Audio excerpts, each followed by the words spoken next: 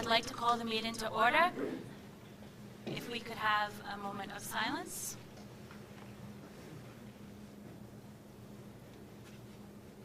Flag salute.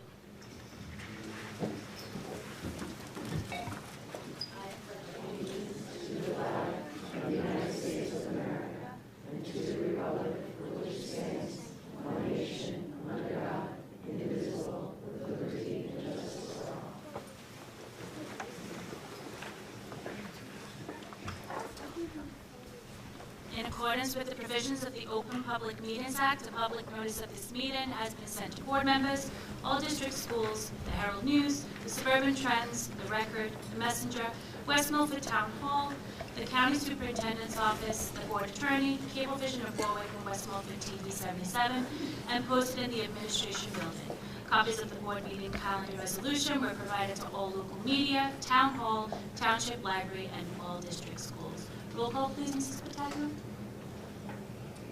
Thank you. Mr. Sitovich? Mrs. Dwyer? Here. Mrs. Jurgensen? Mr. Marino? Mr. Lippy? Mrs. Marquardt? Here. Mrs. Ricano? Here. Mrs. Van Dyke? Here. And Mrs. Lockwood? Here. Thank you. Dr. Kitchen, District Administration Report. Yes, so we have a few different recognitions this evening to get through. I want to start by thanking everyone for coming here this evening.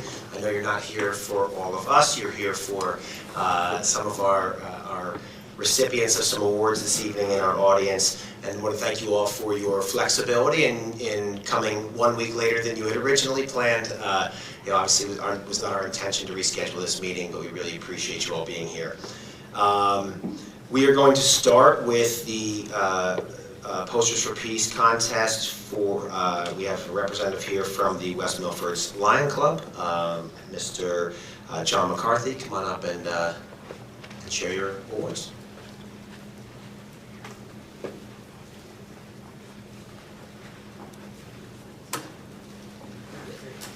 Thank you, Dr. Kitchen, and the administration and the Board of Education for allowing us to be here tonight to present our Lions Peace Poster Contest Winner Awards. Assisting me from our club is Lion Mary McCarthy, also my wife. Lions Clubs International is the largest service organization in the world, with more than 1.4 million members in over 200 countries. The West Milford Lions Club has been serving our local community since 1956, and we have an important connection with our schools. This includes free eye screening by our club members for children pre-K to first grade. This program, which began in 2007, has now grown to 46 schools in northern New Jersey and over 2,500 children screened with an average detection rate of 10%. We are also thrilled to support our West Milford High School Scholarship Program, the Lion Chuck Entering Health Fair, and the Wellness Family Festival, the Student Council Spectacular Trunk or Treat, and of course, our Peace Poster Contest for students ages 11 to 13. For nearly 4 decades, Lions clubs around the globe have been sponsoring this very special art contest in schools and youth groups. We are so proud of Macabin School's longtime involvement in this meaningful program, where students express their visions of peace and inspire the world through art and creativity. We would like to thank and congratulate Principal Matt Lose and art teachers Lorraine Poet and Kelly Ackerman for Macabin's fantastic participation again this year, noting that 135 works of art were submitted to our club. This year's contest theme was Together as One, with the Lions International statement being, when we come together, we can do amazing things. We are inviting students around the world to envision what can happen when a diverse group of people unite around a common cause or goal. Imagine a world where we all come together as one. It is our great pleasure and honor to present our Macabin School Winter Awards and their beautiful works of art. Our runner-up winner receives an Achievement Award, certificate, and a $25 check from our club And congratulations to Harlow Suey.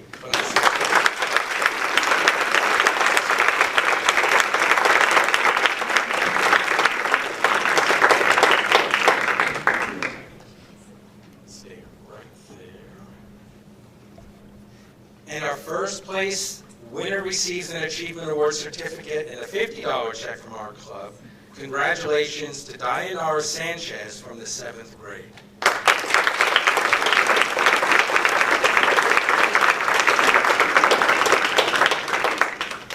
So if it's okay, we'd like you, if you would, take those beautiful works of art and share it around the tables so members can see how beautiful they are and what they represent.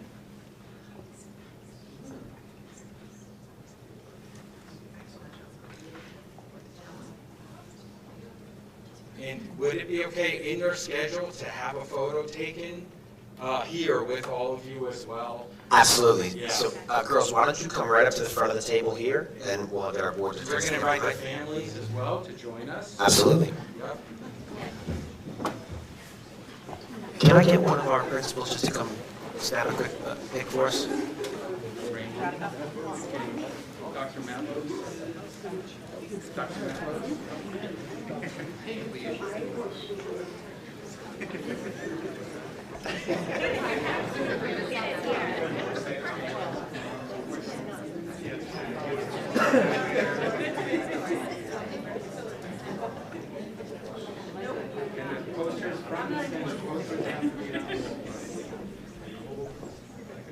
Oh, no, trust me, I don't. I like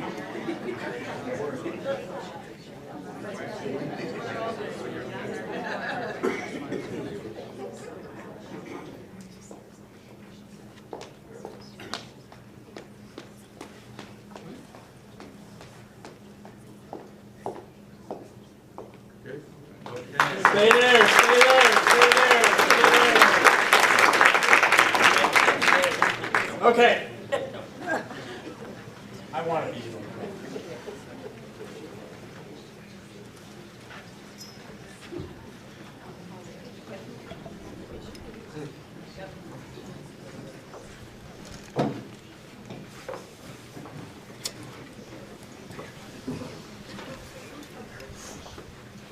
Thank you so much, Lions Club. Congratulations on those amazing works of art. Really something to be proud of, and I know that our arts in general in West Milford is something we're really proud of, but it's really great to highlight it in moments like these, so thank you so much. Up next, we will be going into our Governor's Educator of the Year and Educational Service Professionals of the Year. So just a quick overview of that process. So the state of New Jersey has this Governor's Educator of the Year program, and each year, every district can accept nominations for Governor's Educator of the Year and Service Professional of the Year. Those nominations can come from colleagues, can come from parents, can come from students, can come from anybody in the community, and they get submitted to the building principals, and then each year there's a selection committee at each building comprised of past winners and members of the community, and they go through and they score all of these amazing nominations, and ultimately each building has one winner for each of those categories, and then they have the opportunity, if they so choose, to then apply to be County Teacher of the Year, and I know we have several people looking to take that next step as well. We like to honor them as well. At our board office, we bring them over for a breakfast with us that Pontoni and our food service provider helps to put on. But we really do feel like it's important. You know, we're proud of all of our teachers and staff, but I think that when you get recognized by your colleagues, by your community, that it's really important that we also acknowledge what a big deal that is. This is a really big moment in anybody's career, and it's important that as a board, you know, we're here for the educational purposes of this district, and I think that this is a really great time to showcase some of our very best educators. So with that, and this being a board recognition, I know Mrs. Claire Lockwood has a resolution that will be on the action items later, but I think she wanted to read it here at this point, and then we'll be bringing our principals forward to kind of say a few words about each of our recipients. Thank you, Dr. Kitchen. So we're going to be voting on this in a little while, but I thought it pertinent that we read it into the record now while we're doing these recognitions. So, recognizing the New Jersey Governor's Educator of the Year, Educational Services Professional of the Year. Whereas, the state of New Jersey annually recognizes outstanding educational staff members through the Governor's Educator of the Year and Educational Staff Services Professional of the Year programs to honor exceptional contributions to teaching, learning, and student success. And whereas the West Milford Township School District participates in these statewide recognition programs each year, and whereas all West Milford schools accept and evaluate nominations for both the Governor's Educator of the Year and the Educational Services Professional of the Year programs, and whereas the West Milford schools are proud of the dedication, professionalism, and positive impact of all of its staff members who work daily to support students, families, and the school community. And whereas the West Milford Board of Education wishes to acknowledge and honor these district staff members who have been selected as recipients recognized by the state of New Jersey for their extraordinary service and commitment to education. Now, therefore, it be resolved by the West Milford Board of Education, County of Passaic, State of New Jersey, assembled in public session on February 3rd, 2026, that the board formally recognizes and congratulates these West Milford staff members honored by the state of New Jersey as Governor's Educator of the Year and Educational Services Professional of the Year for 2026. The board commends these honorees for their exemplary leadership, innovation, dedication to student learning and well-being, and for serving as outstanding role models to colleagues, students, and the greater West Milford community. The board extends its gratitude to all West Milford educators and educational services professionals whose daily efforts make our schools welcoming, rigorous, and supportive learning environments.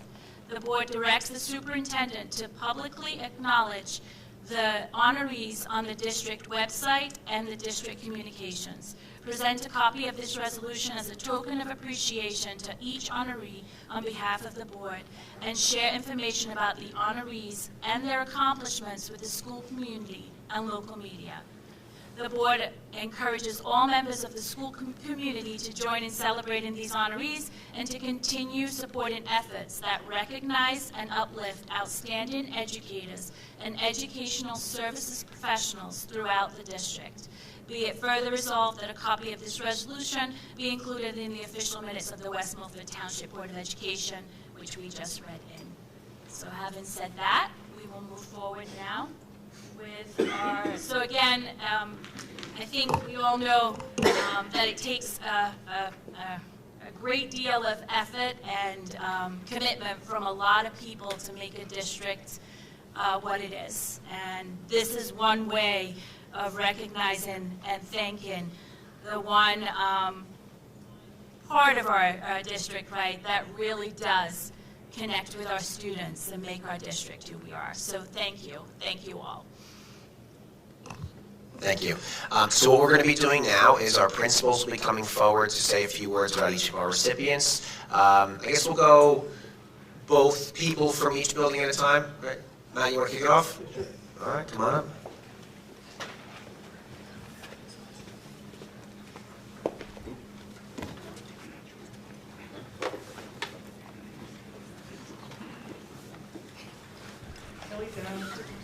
An exceptional educator and deserving to be named West Milford High School Teacher of the Year. For over 25 years, her dedication to our students extends far beyond the classroom setting. Thank you. Kelly's impact on West Milford High School isn't just measured in years, but in the opportunities she has created for our students. She didn't just teach the existing curriculum, but has also brought in new programs.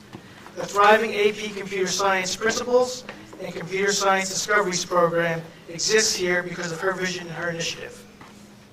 By introducing tools like MyLab and StatCrunch, she turned abstract numbers into real-world stories, making statistics dynamic and meaningful for her students. But beyond the data and coding, there is a person. Kelly is the first offering a helping hand and the first to meet a challenge with a calm, willing attitude. Her unwavering positivity isn't just a trait, it's a gift she gives to her students and her peers every single day. Kelly, your dedication has profoundly impacted West Milford High School. and your camaraderie has made the high school a great place to work. It is with immense pride that we celebrate you today. Congratulations on being named West Milford High School's Teacher of the Year.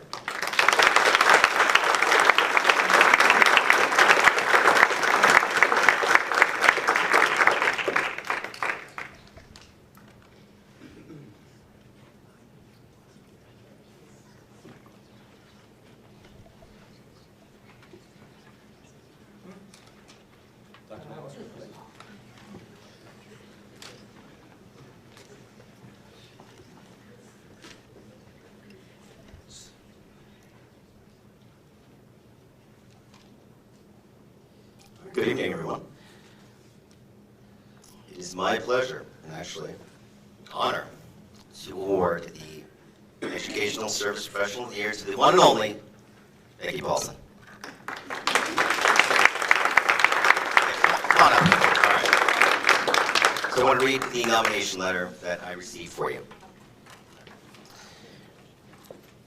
It is my pleasure to nominate Becky Paulson, Special Classroom Aide at the Mackin School, for the 2025 Educational Service Professional of the Year for her dedicated service providing students from elementary to middle school with excellent academic and emotional support throughout the school day. Ms. Paulson is an enthusiastic staff member who is always ready to participate and help in curricular and extracurricular school activities or in-house staff motivational gatherings. One example of her dedication is that she participated in the haunted hallway at Mackin School, and you took that very seriously, like you were really into it, for the past 3 years, sharing her creativity and love of scare, literally scaring other students in the hallway. Ms. Paulson is a hardworking, effective, and positive force at Mackin School, ready to help and enhance educational programming, and continues to be a strong asset to the West Milford school community. It is time to publicly recognize her professional excellence and educational contributions to our school and community. And Peggy, of course, personally speaking, I still think you had a great time at UGL as a preschool person. I will never forget that. But again, it's an absolute pleasure having you back in school. Thank you very much.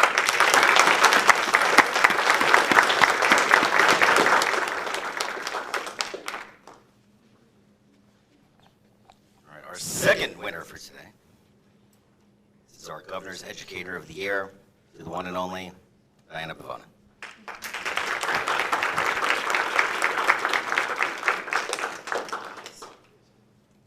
All right, just like Peggy, I'm going to read your nomination letter as well. Diana exemplifies the finest qualities of an educator in New Jersey. As a dedicated and highly effective mathematics teacher, she consistently delivers rigorous, engaging instruction that drives measurable growth for all learners. She took on the challenge to teach the pre-AP algebra course, is a member of several Mackin committees, continues to help students to be their best. Diana fosters a classroom culture where students feel supported, challenged, and confident in their ability to excel. Beyond strong academic results, she serves as a trusted mentor and colleague, modeling professionalism, collaboration, and an unwavering commitment to student success. Ms. Pavona impacts extends far beyond the walls of the classroom, making her an exceptional candidate for the Governor's Educator of the Year award. It is important for me to also state, Diana, that not only did you win this award this year, this was the second time you were nominated 2 years in a row, like Tom Brady style. And also I just wanted to express my gratitude because Mackin's algebra scores, thank you. We dominated, thank you. Appreciate it.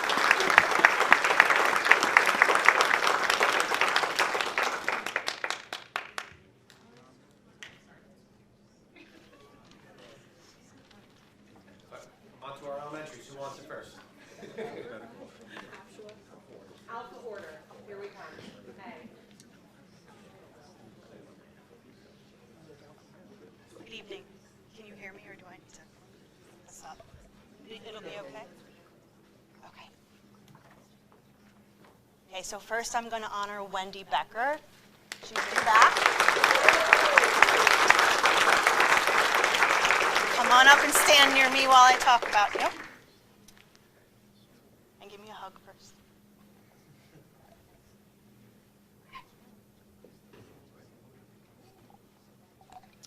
Some educators are exceptional because of what they teach. Others are exceptional because of who they are and the critical ingredient that only they can bring to a school. Wendy Becker is one of those educators. She is the kind of professional whose presence quietly transforms a school community. Tonight is my honor to recognize Wendy Becker, Aptua School Social Worker, as our Educational Support Professional of the Year. Wendy joined our West Milford team in 2012 and has served our community in multiple capacities since that time. She is a certified elementary school social worker, a member of the INRS team, the school crisis team, the school safety, culture, and climate committee, and has served as our anti-bullying specialist since 2014. Her work spans individual counseling, group sessions, classroom sessions, and extensive collaboration with teachers, families, and community members. Wendy's expertise also extends to executive functioning groups, mental health support, grief and loss, diversity and racial sensitivity, and so much more.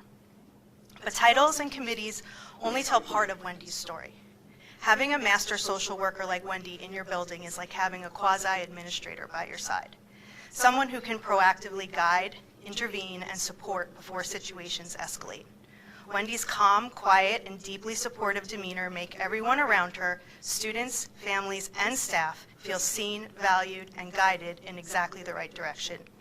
She makes her work look effortless, but we know her success is built on a combination of personal and professional values, deep knowledge of social-emotional development, and extensive community networking. One moment stands out that perfectly illustrates what Wendy embodies. In August, one of our students lost everything in a devastating house fire. At that point, I had not yet met my new students and many staff. I reached out to Wendy for guidance, unsure of what to expect. What followed was extraordinary. She stepped in as if we had worked together for years, steady, methodical, and deeply knowledgeable. She connected the family to the right services, coordinated school resources, and guided us through a process that could have been overwhelming. The result? That family was wrapped in care and support, and on the first day of school, the student arrived with a huge smile, ready to learn. But Wendy didn't stop there. She stayed connected with the family, the student, and the staff, ensuring no detail was overlooked. Today, that student is thriving, halfway through 5th grade, and fully engaged at school, all in large part because of Wendy's involvement. Wendy's impact extends far beyond extraordinary circumstances. She checks in on students and staff alike every day. She understands when to intervene, when to listen, and when to provide guidance. Her emotional intelligence and professional judgment is remarkable. In every sense, Wendy embodies the very best of educational support professionals. She combines expertise, compassion, foresight, and an unwavering commitment to our community. We are incredibly fortunate to have her quietly changing lives every day behind the scenes, and tonight we celebrate her. Please join me in congratulating Wendy Becker, our Educational Support Professional of the Year.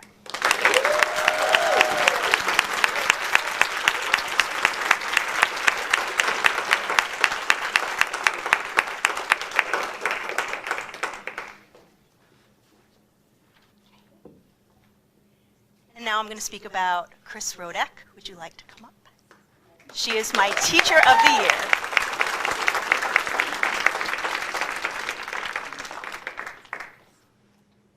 Chris knows I've been very excited to give these speeches. Some educators do their job well. Others change the experience of school for everyone around them. Chris Rodek is the kind of teacher whose presence makes a building better the moment she walks through the door. Tonight it is my honor to recognize Chris Rodek as Aptua School's Governor's Educator of the Year. Chris began teaching in 1992 in Montclair and later continued her work in Franklin Township. But in 2011, we hit the jackpot when she started her West Milford career as a long-term substitute in 1st grade and then as an encore teacher for grades 2 through 6. From there, she transitioned to a permanent 1st grade classroom and eventually settled into 3rd grade in 2014, where she continues to teach today.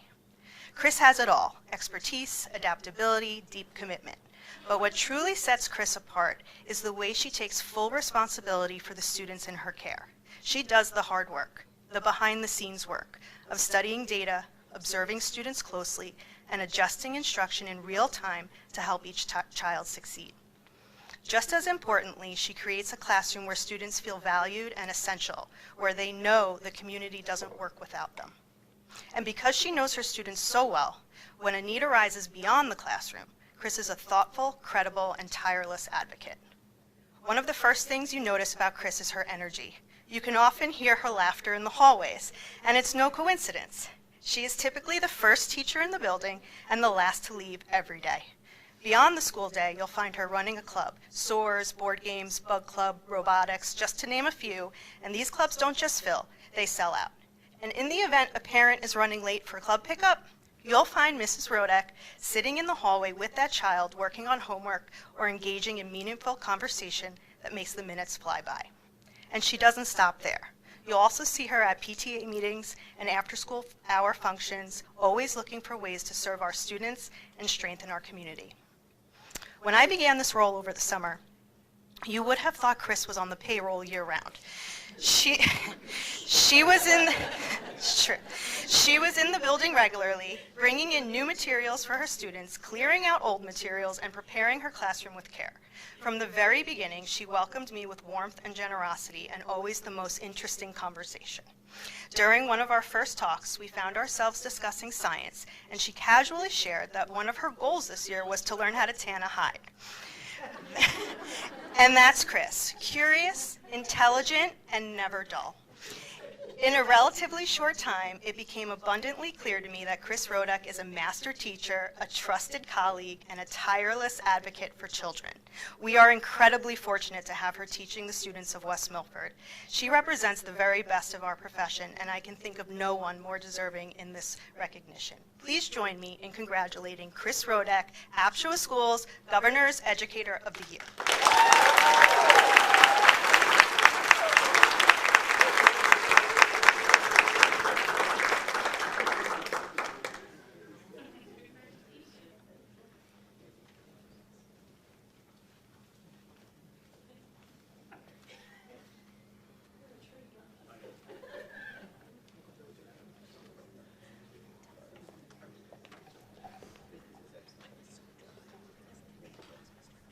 I'd like to recognize first our Educational Services Professional of the Year at Maple Road School is Mary Lisa Norell.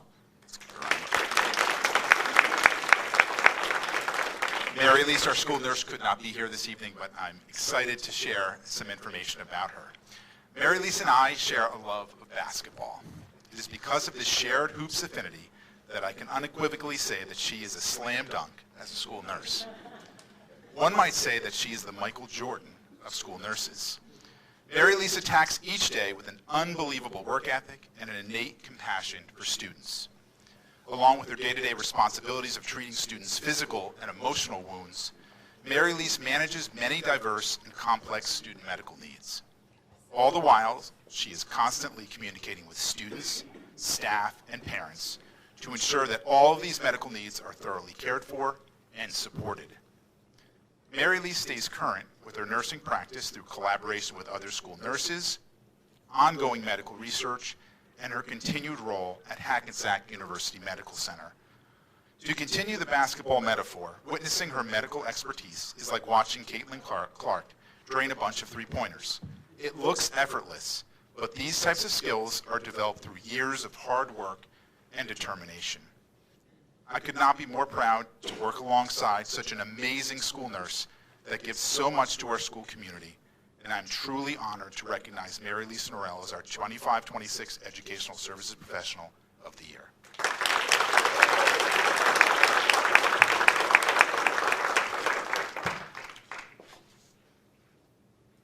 All right, so our Maple Road School Teacher of the Year, Ms. Nicole Wangaro, is in the building. Come on up, Nicole.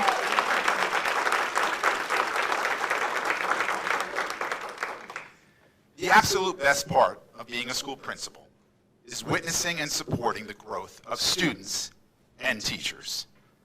Ms. Nicole Wangaro is a shining example of professional growth. She started at Maple Road School as a special class aide in our developmental preschool during the 2009-2010 school year. She served for several years as an aide in our preschool programs at Maple Road and Upper Greenwood Lake School. While working as an aide, she continued to complete her special education teacher training and eventually took on the role of a replacement resource teacher at UGL. Shortly after that, she was hired as a full-time special education teacher in our newly formed full-day Climb Preschool program at Maple Road School in 2017. I remember Nicole's first days and weeks as a Climb Preschool teacher, figuring out how to meet the diverse needs of her students and leading a diverse group of special class aides in her classroom. I have watched her grow each year as a teacher and a classroom leader, supporting her students and staff through preschool activities and discrete trial instruction. Always open to advice and support, consistently collaborating with her preschool colleagues, Nicole has grown into a preschool team leader and an asset to our entire Maple Road School community. She has been very active with our school's character education mission, helping to foster an environment of compassion and inclusion. Outside of school, Nicole has served as a coach on the West Milford Special Olympics team for many years. Whether as a preschool teacher or a Special Olympics coach, Nicole exudes compassion for and a belief in her students and athletes. As a result, it is my honor to congratulate Ms. Nicole Langaro for being selected as the 25-26 Maple Road School Teacher of the Year.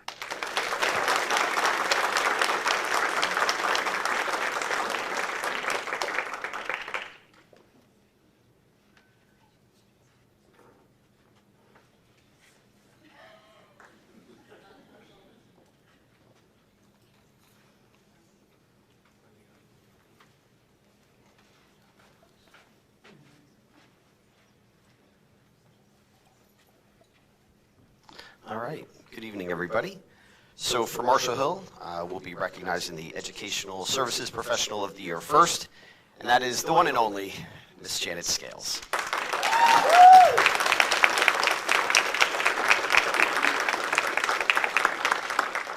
So Janet Scales is a speech-language pathologist here at Marshall Hill. She served the students of West Milford for over 2 decades, helping students build critical communication skills in an environment that's fun, welcoming, and empowering. She's constantly celebrating student success and encouraging them through challenges. She redesigns schedules, often, adjusts plans, and ensures that every child receives the support that they truly deserve while still protecting their learning time in the classroom. Teachers regularly turn to her for guidance when students have speech and/or language concerns because she listens, she explains, and she supports them with patience and expertise. She has mentored therapists across the district and has helped shape what high-quality speech and language services look like at Marshall Hill. Beyond her role, she's very involved in the Marshall Hill school community as well. She has helped our school raise awareness about stuttering, encourage students to educate others, co-advised garden club, and supported mindfulness initiatives. Outside the school walls, she continues to learn, grow, and bring back new knowledge, strategies, and tools that strengthen our classrooms and our school as a whole. When I think of the term lifelong learner, I know I tell you this all the time, Janet Scales is synonymous with that term. Whether it be reading articles, attending conferences, or watching a weekend webinar, because you know we all love those, she is always in the mode of learning and expanding her knowledge base. It is my pleasure to share how fortunate we are to have Janet Scales as an educator at Marshall Hill. Congratulations.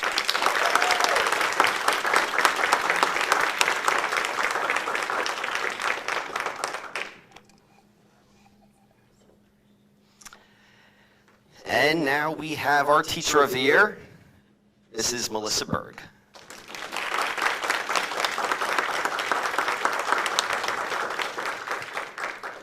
Mrs. Berg is a kindergarten teacher at Marshall Hill. Now, when I interviewed her for a transfer to Marshall Hill 6 years ago, I immediately knew that she was someone I needed on my staff. Highly motivated, incredibly positive. It was crystal clear that she was in the profession for all the right reasons. 6 years later, I'm so happy to see her receive this well-deserved recognition. And if I could guarantee that my own children had her as a teacher every single year, I would do that in a heartbeat.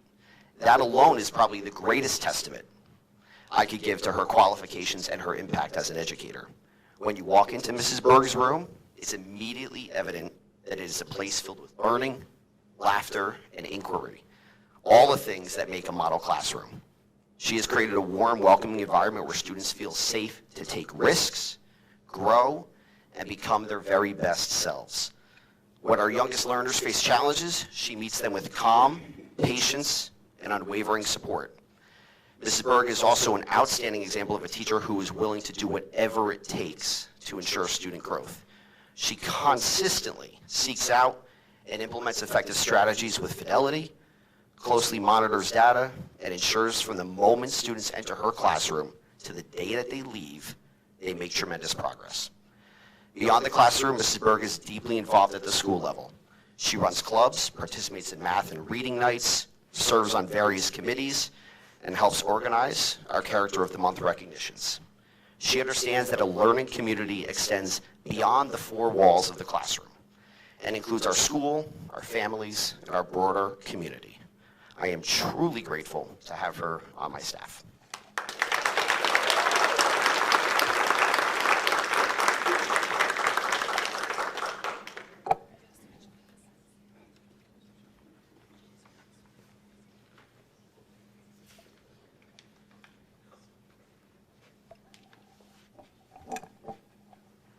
Good evening, everyone. I am honored to address the board tonight to acknowledge Mrs. Dory Torp as our nominee for Educational Services Professional of the Year at Paradise Knoll. Come on up here, Dor. Come stand with me, girl.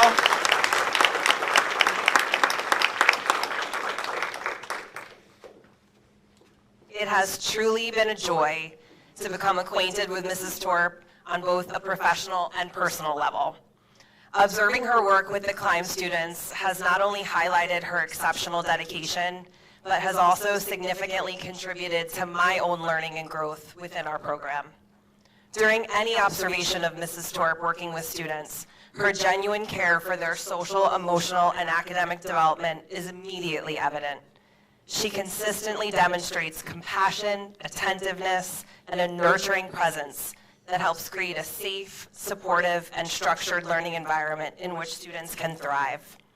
Her strong understanding of her students, combined with her calm authority, has earned her the respect of both students and colleagues. Mrs. Torp has shown exceptional initiative and dedication throughout the years. She's devoted many hours to updating the classroom environment, learning and implementing motivity, and planning engaging craft and sensory activities that meaningfully support student growth. Her proactive approach and willingness to go above and beyond have been invaluable to the success of the climb program. In addition, Mrs. Torp has made a concerted effort to immerse herself in the culture of Paradise Knoll. She actively builds relationships with staff and students alike and connects with students during lunch, recess, special classes, and moments of reverse inclusion. Her consistent attendance and reliability provide critical continuity and routine for students who depend on structure and predictability for success. Mrs. Torp is a highly engaged and flexible paraprofessional who consistently seeks out resources and materials to enhance instruction and to better meet the needs of students with autism. She regularly contributes thoughtful ideas to the classroom team, supports collaboration and problem solving, and consistently enforces classroom routines with clarity and care. Overall, Mrs. Torp is an outstanding educational professional whose compassion, initiative, flexibility, and leadership greatly enrich our school community. She's a tremendous asset to Paradise Knoll and a most deserving recipient of the Educational Services Professional of the Year recognition. Congratulations, Torp.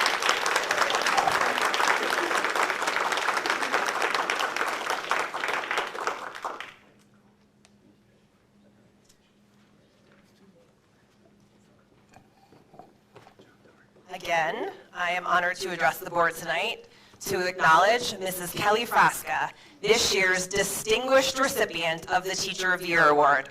Stand with me, Kat. Mrs. Frasca is an exemplary educator whose influence has been profoundly felt since she joined our educational community. Over the past 13 years, I have had the privilege of observing her exceptional work and witnessing the significant, lasting impact that she has made on students, staff, and families alike. Mrs. Frasca is a highly esteemed literacy advocate and one of the most knowledgeable educators with whom I have ever had the pleasure of working. Her instructional expertise is evident in the remarkable academic growth her students achieve annually. She consistently serves her students as their most ardent supporter, ensuring they receive the necessary resources to succeed and continuously refining her instructional practices to help them surpass their goals. Beyond the classroom, Mrs. Frasca is an invaluable asset to our school. She participates in numerous committees and is often among the first to volunteer for events, programs, and initiatives that benefit our community. Her dedication to the success and well-being of our entire school is unparalleled.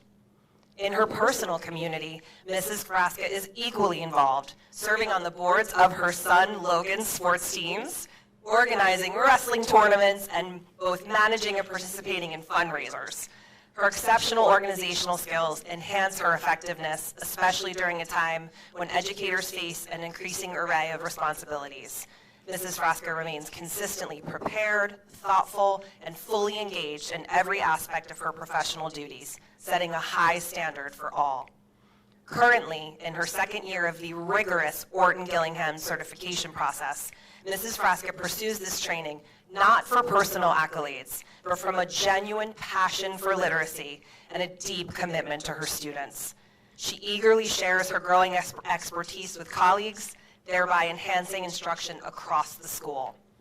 Mrs. Frasca embodies the spirit of collaboration and continuous improvement, characteristics that define a true leader. While she may be too humble to view herself as the embodiment of Teacher of the Year, she truly exemplifies everything this honor represents. At a time when literacy development is crucial for our students, educators like Mrs. Frasca, passionate, knowledgeable, and unwavering in their dedication, are irreplaceable. No one is more deserving of this recognition. Mrs. Frasca approaches each day with integrity, professionalism, and an unrelenting drive to develop further. Her passion, talent, and commitment make her an outstanding educator and a worthy candidate for the Teacher of the Year at Paradise Knoll School.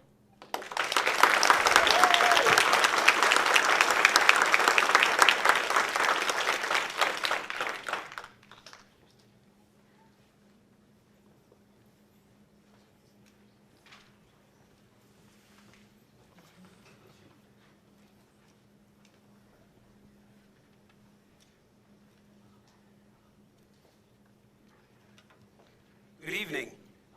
It is my honor to address the board and bring up UGL's Support Staff Member of the Year, Mrs. Kathy Sikelski.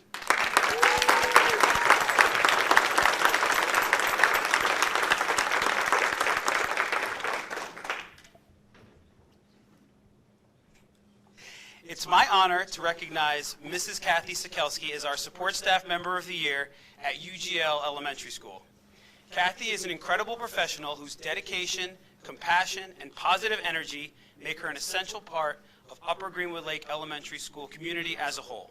For more than 20 years, she has proudly served the West Milford School District, consistently going above and beyond to support students, support families, and support staff.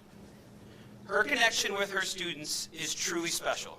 She is their biggest cheerleader, celebrating their accomplishments both in and out of the classroom.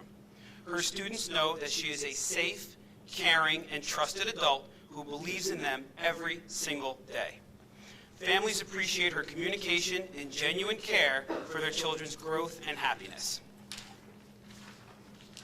She is also an incredible teammate. She collaborates closely with her co-teacher, helps refine classroom instruction, and always finds a way to keep the day running smoothly, no matter how crazy it may get. From creating and updating schedules to stepping in wherever she's needed, her organization and teamwork set an amazing example. Inside UGL's doors, she is an active part of our Sunshine Committee and our district union, keeping our staff safe, connected, positive, and supported. Her creativity and heart shine in everything that she does. Whether she's leading in a hands-on activity such as making and baking bread in class from scratch, bringing history to life with stories and photos, or hand-knitting hats for her students, her dedication knows no bounds. Outside of school, she continues to give back through her involvement with the Special Olympics nearly every single weekend, reflecting her compassion for others in everything she does. Kathy truly embodies the spirit of UGL, kind, dependable, and absolutely full of heart. Please join me in recognizing our Support Staff Member of the Year at UGL, Ms. Kathy Sikelski.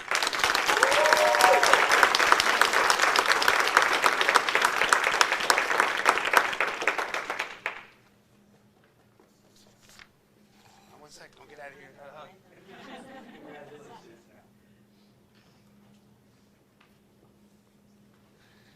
I am just as proud to bring up UGL's Teacher of the Year, Ms. Jen Magnotta.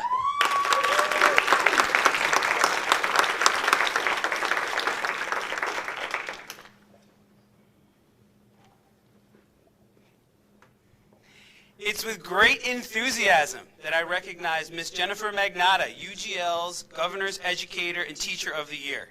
She was nominated because of her dedication, heart, and professionalism. All qualities she put on full display during my first few days at UGL this past summer. With zero hesitation, she volunteered her time helping her brand new principal understand our quite complex schedule and serving on an interview committee. From the start, Mrs. Magnotta set the tone for collaboration, excellence, and pride in our school community. In the classroom, she brings passion, precision, and creativity to every lesson. Her ability to make learning accessible and meaningful for each child is remarkable. She maintains high expectations while offering unwavering support, ensuring students grow academically as well as personally. Her classroom is a place where students feel seen and valued. It's no wonder former students visit and reach out to her often just to reconnect. Mrs. Magnotta is also an exceptional collaborator among staff. She works closely with new and returning teachers, offering resources and guidance with patience and empathy. Her kindness and professionalism foster trust and teamwork, leaving a positive and lasting impression on colleagues and the school as a whole. Beyond the classroom, she is a leader and role model through her service on multiple committees and her transformation of our National Student Council into the Kind Kids Club, which is by far one of UGL's most beloved programs. From organizing food drives to leading service projects, Mrs. Magnotta's compassion and community spirit shine in everything she does. It's my honor to recognize her invaluable contributions and proudly celebrate her for our Governor Educator of the Year Award. Please join me in giving a round of applause to Mrs. Jen Magnotta.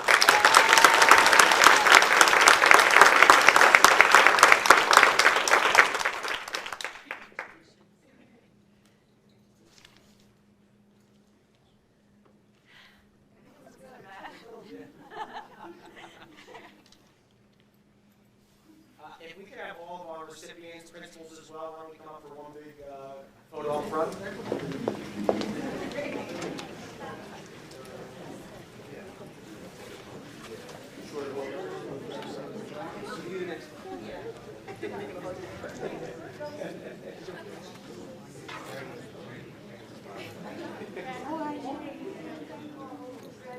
Just filter right into the front here, and then we'll send some around.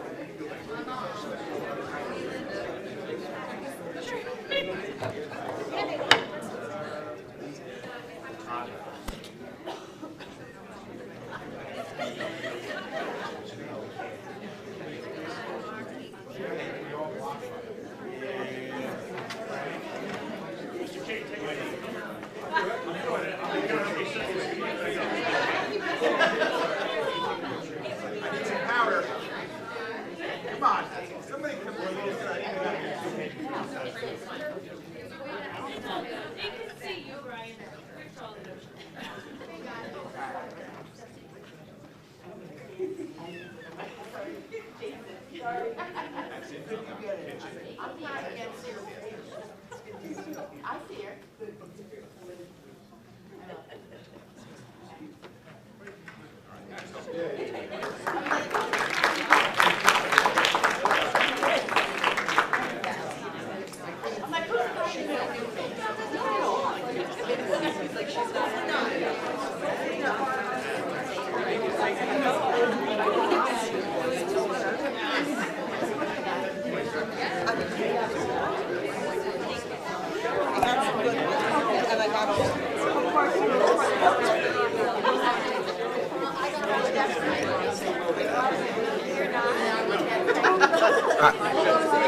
Ladies and gentlemen, I'm sure that you are all also so excited to sit through all of our action items this evening.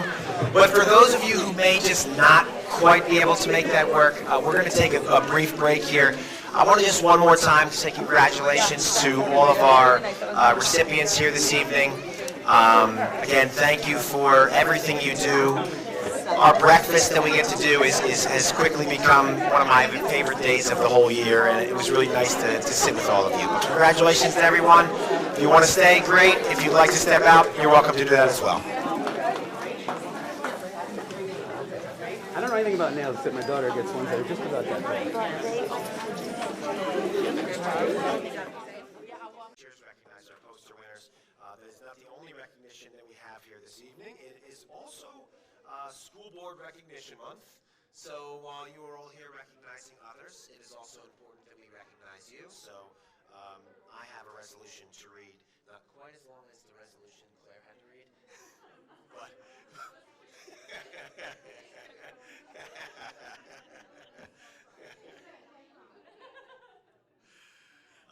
here we go. This is the one I stumbled through last year, and I think it's the same one the state puts out. So let me see if I can do a better job of recognizing you all this year. Whereas the New Jersey School Boards Association has declared January 2026 to be School Board Recognition Month, a time when all residents can acknowledge the contributions made by our local school board members. And whereas the West Milford Board of Education is one of more than 581 local school boards in New Jersey, which sets policies and oversees operations for public school districts. And whereas the West Milford Board of Education embraces the goal of high-quality education for all New Jersey public school students, and whereas New Jersey's local school board helped determine the educational goals for approximately 1.4 million children in pre-K through 12th grade, and whereas New Jersey's 5,000 local school board members who receive no reimbursement for their service act as advocates for public school students as they work with administrators, teachers, parents, and parents for the betterment of public education, and whereas school boards strive to provide the resources necessary to meet the needs of all students, including those with special needs, and whereas the Board of Education provides accountability to the public, they communicate the needs of the school district to the public, and they convey to school administrators the public's expectations for the schools. And whereas New Jersey can take pride in its schools, which rank among the nation's best in key achievement indicators such as the National Assessment of Educational Progress Scores and the preparation for college through advanced placement offerings and SAT assessments.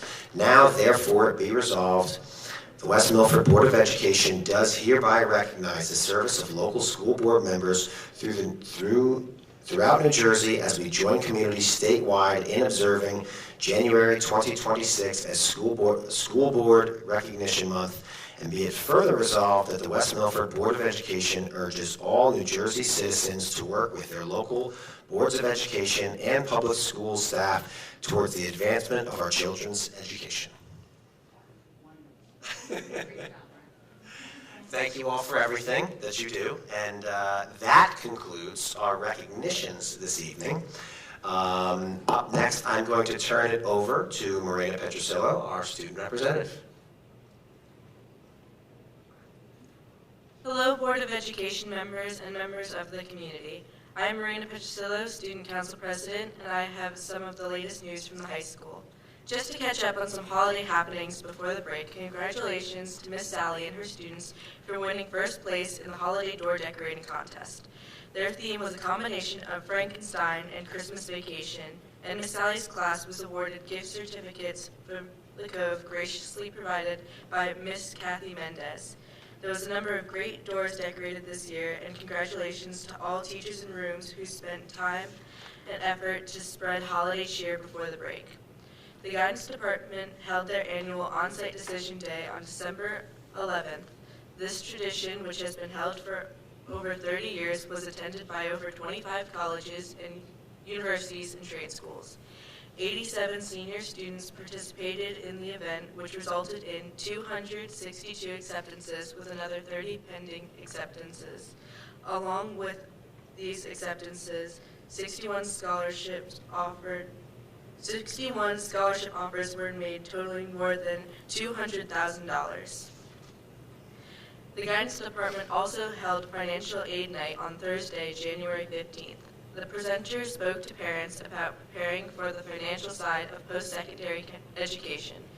This event was open to families of all grade levels in the district, not just high school families. On February 5th, Guidance will hold College Panel Night at 7 p.m. in the high school cafeteria. Presenting will be a panel of college admission professionals, including admission directors and deans, who will share their insight on college planning processes.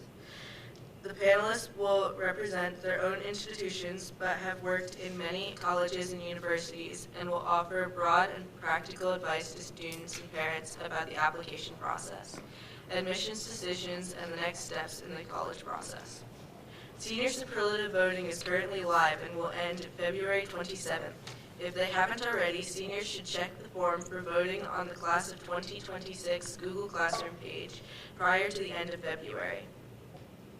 Yearbook name stamping ends on February 27th. There are roughly 100 books left, so get yours today. A huge congratulations to West Milford Women's Equality and Empowerment Club that assembled 132 birthday cake boxes with cake mix, candles, plates, napkins, frosting, sprinkles, and balloons to help those in need to be able to celebrate a special birthday. This awesome project touched the hearts of many and benefited the Giving Closet at the high school, as well as 6 local food pantries. Great job. The PTSO held its 3rd annual Mike Rose Trivia Night, Friday, January 23rd. It was well attended with 9 teams, so roughly about 75 to 80 people. The winning team took home trophies and $50 cash was awarded, which they graciously donated back to the PTSO. Second place claimed $30 and third place received $15. Thanks for a great evening, Mr. Rose. A second trivia event is planned for March 6th, so if you missed the last one, be sure to mark your calendars for the next. The PTSO held another fundraiser welcoming master mentalist, magician, and West Milford alum David Corsaro this past Friday. Mr. Corsaro graciously partnered with the PTSO to bring this event to his hometown community at a greatly reduced rate so more could attend. The crowd of around 175 people were mind blown. For some sports highlights, this is not all, there are too many, but some big ones include the fact that the girls basketball team will host Wayne Valley for their senior night on February 12th, and the boys basketball team will be having their senior night on February 19th, so come out to both of these to show your Highlander pride. The winter track team has had a strong start to their season with multiple medals and some record-breaking accolades going to Kira Clinton, Julian Pierre, Noah Diodene, and Jonathan Andrade. Check out the Highlander News show for more details. The swim team recently competed in the county championship where the girls finished in 3rd place and the boys finished in 4th. There were many outstanding record-breaking accomplishments from Mateo Macaluso and Knox Goodman, and Jacob Price and Mateo combined with the Lakeland swimmers to break the 200 and 400 freestyle records. On the girls' side, Avery Met, Mia Church, and Maeve Stillman also broke several records. The competitive cheer team competed in the Big North competition and defeated Lakeland and DePaul in head-to-head competition. And more congrats to the Unified Bowling team, who took home the first ever Passaic County Unified Bowling Championship. West Milford had 814 pin count, led by Brady Heinzelman, Jaden Foster, Vincent Freeman, Brennan Heinzelman, Nate Jordan, and Lindsey Johnson. For fencing, girls saber captain Victoria Van Tassel just earned her 100th win a little less than an hour ago against Holy Angels. The Theater Arts Department is proud to announce this year's spring musical is Les Miserables. Tickets are now on sale for shows on March 12th to 15th. See the high school website for details. And in more news from the Arts Department, the accolades keep coming for their Highlander Band as numerous members were selected to All-State Band. The following members achieved this prestigious honor. All-State Symphonic Band had Joe Ansioso for clarinet and Johnson Lemos for trumpet. All-State Wind Ensemble has Stephen Della Giacomo for Barry sax, Shayla McPhee, French horn, Noel Traylor, French horn, Colin Quirk, French horn, and Jake Janis, battery percussion. From here, this group of band members will prepare to perform in Atlantic City from February 19th to the 21st at the Atlantic City Convention Center, and the All-State Band members will conclude with a performance at the NJ PAC on February 22nd. Congrats to all of the All-State Band members on a great achievement. Thank you. Thank you so much, Marina. A couple more quick things that I just want to give a quick update on. One is something that I know a few board members are aware of. There is a new group stemmed from Jefferson. It is a group aimed towards petitioning the state for some Highlands Act relief. Obviously, that is something that affects our municipality, which then indirectly also obviously affects our district because it relates to funding. So it's something that I want to kind of discuss here with the board, but also share publicly that we are aware of the group. We are obviously in favor of anything that is going to provide some financial relief for our community, as that's really necessary to us properly running our schools. But we, as a board, will have to have some conversations and obviously include our attorney as well, just to discuss to what extent we can be involved in some of those further discussions. So more information to follow and more discussion to follow with this group. The other thing I wanted to share was an update on our Paradise Knoll School heating issues. As you as board members, especially our longtime board members, know that the heating unit in the front half of that school has just not worked as efficiently as it should, really since it was put on the building a decade ago.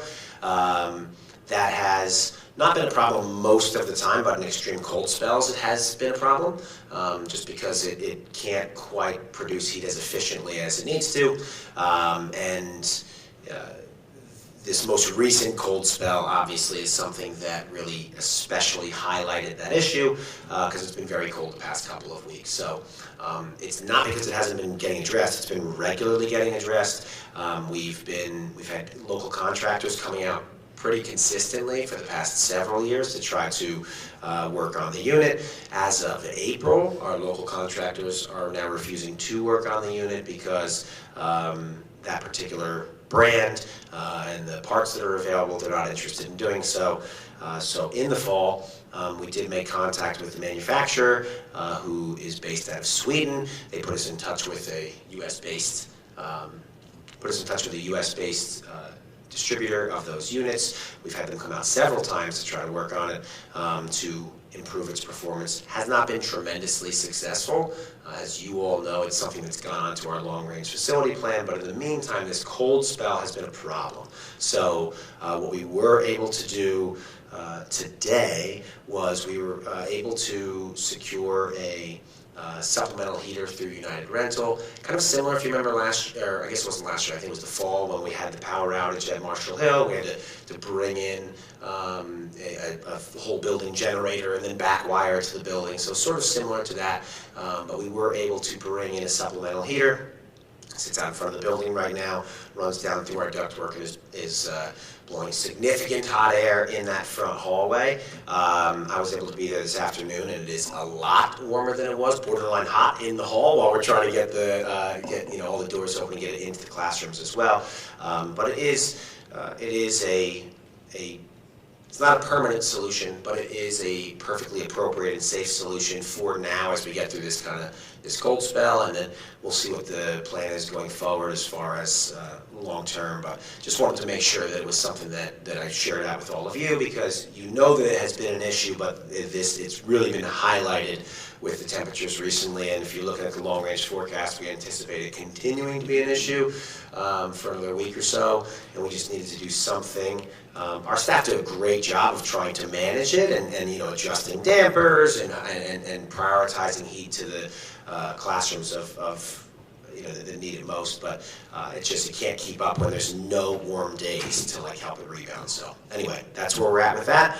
More information to follow, and then obviously we're going to have a further discussion about the long-range plan for that heater. So that's all I've got. Thank you, Dr. Kitchen. Moving on, special reports and correspondence, Mrs. Patagno. Thank you. I have the December 16th, 2025 workshop regular meeting, the December 16th, 2025 executive session, and the January 5th, 2026 reorg meeting.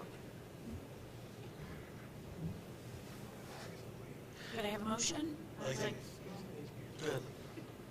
like to move the minutes laid before you for December 16th, 2025, and executive session, and January 5th for reorganization meeting. Second. Thank you. Any discussion? Seeing none, all those in favor? Aye. Any opposed? Melissa, I just need to abstain from the January 5th. Okay, thank you.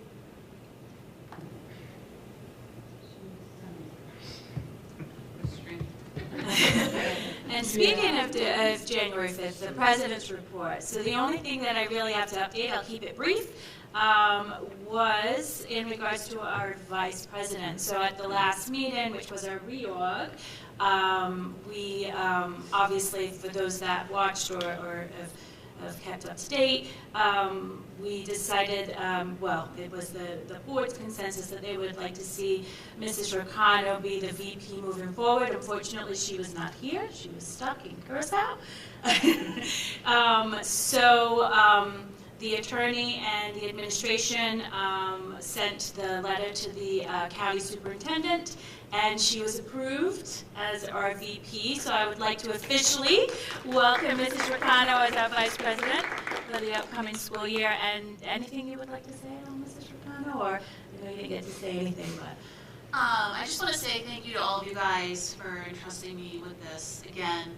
I think over the past 3 years of my first term, and even so far in January this term, I think we really have built a great team, and I think great things are coming for the district, and I'm really excited to move forward. Thank you, Mrs. Ricano. Welcome as our VP. So that's it for my President's report. So public comments. Anyone signed up to speak, Mrs. Patagno? Is there anyone wishing to speak? Mrs. I don't know if I can speak now or if I have to wait until later. It's about what Dr. Kitchen spoke about the About the It's in my report, so I think that counts as so on you the can, agenda. yes. I just wasn't sure. I know, I have to read. Hold on a second. I have to pull it up. So, why is it not coming up? Right here. Oh, there we go. Okay. Okay. All speakers will have 5 minutes to speak until a period of 30 minutes transpires. Before speaking, please state your name, group affiliation, and address for the record. Members of the public who have requested to speak prior to the meeting will be recognized by the chair first. After speaking, all speakers are asked to sign the register provided and give their full name, group affiliation, and their address. All statements shall be directed to the presiding officer. No participant may address or question board members individually. All speakers are expected to have read the statement within the agenda regarding the regulations concerning public comments. Members of the public are reminded that they are legally responsible and liable for their comments. Mrs. Babcock. Hello, Caitlin Babcock, 13 Post Place. I'm here tonight wearing two hats, one as a parent in the district and the other as the chair of CPAC. This issue impacts me in both roles. It has been brought to my attention and was brought up by Dr. Kitchen now by both special education and general education parents that the temperature in one of our school buildings has been unusually cold for a long period of time. Some areas falling below 60 degrees. The temporary solution that we have been using prior to the heater coming in today has been the use of space heaters. Families received a general message stating that it was cold outside and that students should dress in layers. While that advice may be appropriate for outdoor recess, it is not sufficient when the reality is that students may be sitting in classrooms that are, again, unusually cold for extended periods of time. Parents make decisions every morning based on the information that they are given. Had families known that certain classrooms might be significantly colder than normal, they may have made different choices for their children. Transparency matters. When communication is vague or incomplete, it creates confusion, frustration, and a sense that there's something being withheld, even when that may not even be the intent. It is always better for families to hear the full truth up front than to piece it together through Facebook and concerned emails. There is also a critical equity issue here. This building houses the CLIMB program. Some of the students in that program may not be able to communicate discomfort, cold temperatures, or environmental concerns to their parents. These are the very students who rely on adults to advocate for their needs. When information is not clearly communicated to families, those students are placed at a disadvantage. I reached out directly to the principal to express these concerns, particularly around the lack of communication. I was told that student safety was at the utmost priority and that the superintendent would be addressing the issue publicly tonight. I appreciate that acknowledgement, and I do sincerely thank you, Dr. Kitchen, for addressing this topic. However, this is not where transparency should begin. A Board of Education meeting should not be the primary place where families learn about the current conditions inside a school building.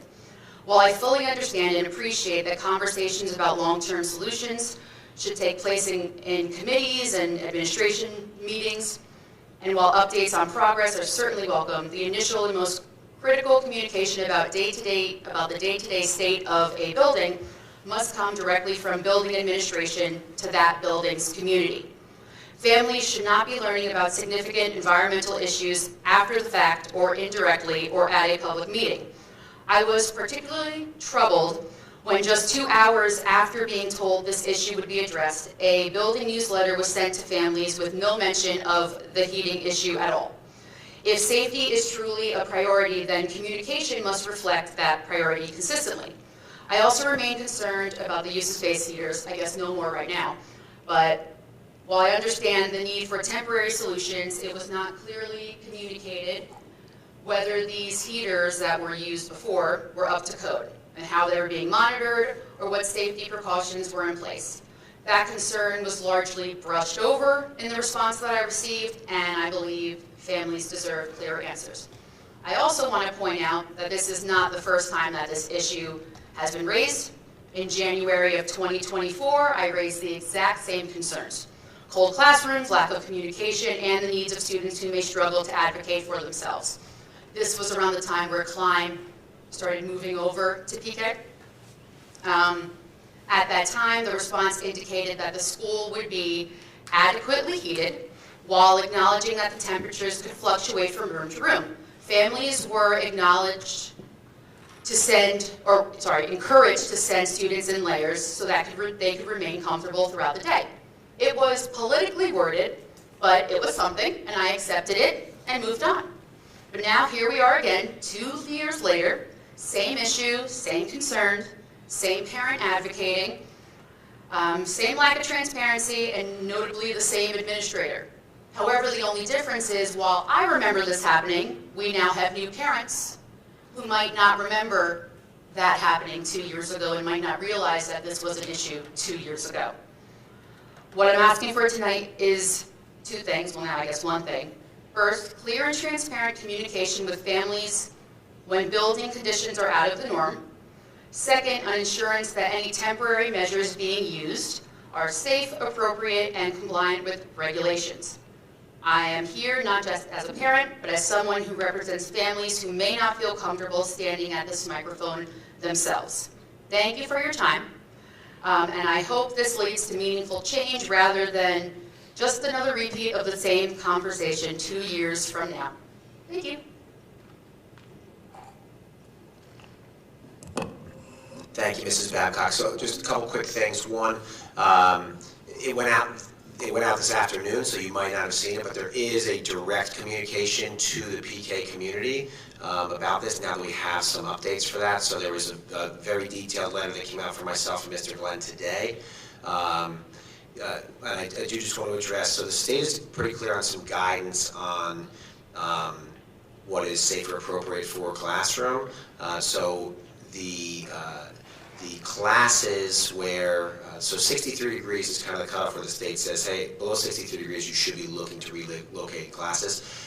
There have been times when staff enter the building where the temperatures have been below that in some of our rooms, but when they're adjusting things, the 63 has typically been the cutoff they're using where they're relocating some classes to the library as necessary. That's not an adequate solution, but it hasn't been in the absence of us continually trying to address this heating unit. It's been an active discussion for a long time. A lot of time, money, and effort paying professionals to come and address it is what we're trying to do. Ultimately, it's now on our long-range facility plan because even though it is not, it should not be end of life of this unit. The reality is that we're continuing to see the problem. So, but the good news is that this is, now that we kind of know that that is a direction, this temporary but indefinite measure is one that will make sure that we don't really have this issue any further going forward. But thank you so much for the comment. Really appreciate the perspective.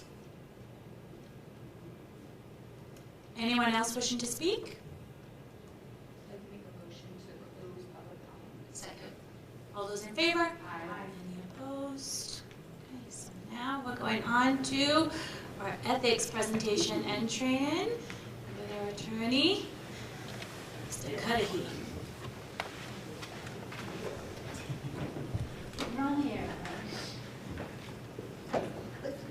So is the air. Yes, it's free. I'm headed to the air flowing. Yeah, it's hot over in the, it's hot over in the bar. Oh my God, oh my God. Probably the light from the projector. Oh, yeah.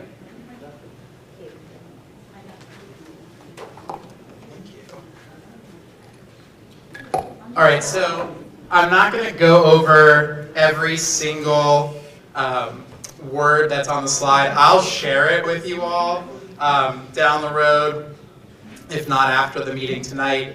I don't know why. I don't need those notes. Okay. So, as board members, we're an ethical group here. We know our ethic responsibilities, the things that we have to abide by. I know that from all of my conversations with you. But the real things that drive our ethical obligations are the School Ethics Act and the Code of Ethics. The three things that I really want to stress tonight, number one, if you have any kind of financial, contractual relationship that might come into play with the board, whether that's through your own business entities, your children potentially working for the board, your spouse working for the board, a nephew, whatever it may be, that's something that we need to flag. The second thing is that if you're ever in doubt about whether something that you're involved with in the community, your role in an organization, your employment presents any kind of conflict, those can be conversations that you have with myself and Ms. Lockwood. And then the third thing that I want to stress is even if there's nothing that actually is a conflict of interest, the standard is just anything that reasonably appears to be a conflict of interest. So it's just important to note that as board members, your responsibility is to make sure that you have a lot of responsibilities, but you want to make sure that there's no appearance of any kind of impropriety or malfeasance on our parts. If you violate the School Ethics Acts, there's 4 potential penalties. The first is reprimand, just kind of individual to you. A censure is a reprimand, but you have to actually make a formal resolution before the board, so it would actually be publicized. It would be something that we would discuss at a meeting. The School Ethics Commission can also suspend you from the board, and they can remove you, for really egregious conduct. I'm not going to read every single one of the statutes that are there.